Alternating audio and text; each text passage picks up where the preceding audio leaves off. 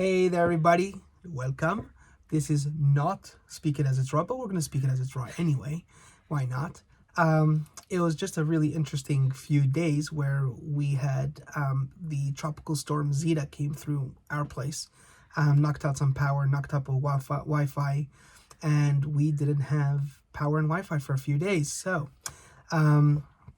Friday came around, and literally a few moments before Shabbat, when we actually don't use electricity, we got our electricity back. And, there was a lot of things that we had to get prepared in that 10-15 minutes, which we were not planned for.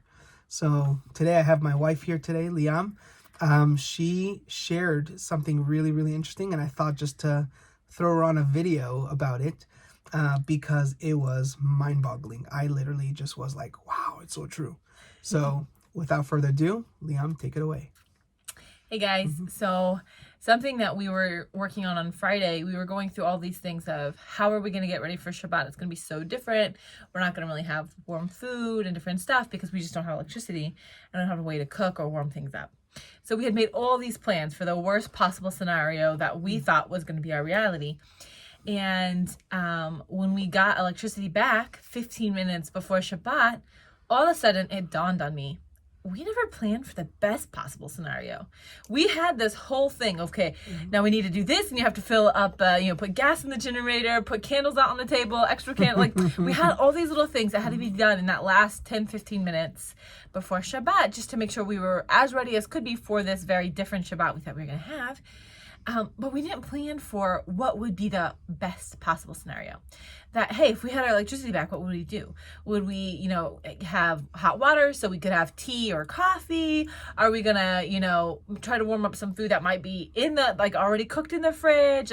We just hadn't really worked through that in our mind. And then I shared it with Yermi. And we're like, oh my gosh, how many times in our life do we do that? We plan for the worst possible scenario. And 9 times out of 10, the worst case scenario doesn't happen. Some version other than that happens. Right. And now I'm not saying that you shouldn't plan for the worst possible scenario. I think that's sometimes a wise idea, because good thing we hadn't planned on having electricity, because that way we had food over Shabbat. But I think we should plan for both. If we would have sat down and said, okay, if we don't get electricity, here are the 5 things that we have to do in that last 15 minutes. Hey, and if for some reason we get electricity, here are the 5 things we should do if we have that electricity. And then you have a much better place to end in a much better place of success. If you've thought through kind of those 2 options. Yeah. I think that was kind of my little takeaway. I'm just like, I remember being hit by that. I'm like, oh my goodness. We just didn't even think of it as a possibility. Right. I think that's one of those mindset changes that, got to think of those possibilities. Yeah, because we were talking about challenges, that so many people are going through the challenges. And I think especially during these times when fear is just such a big part of what we're all experiencing, and what's it going to be, and, all this unrest and uncertainty and everything. And I think we often just forget about, and I think this happens most of the time in a negative situation. So, we are going through a pandemic. We are going through political uncertainty. We are going through, social situations and stuff like this, and work and all the other stuff that is coming. Most of them have a negative connotation to it. And we don't think about what's the possible, benefit or the possible good outcome that may come out. And we're just all planning, not necessarily in the most positive ways.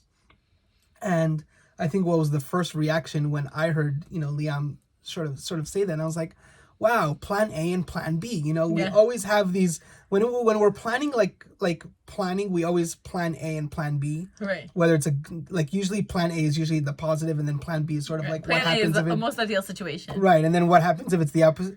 We often forget to plan B, what would be the situation that we want should be the outcome. Right.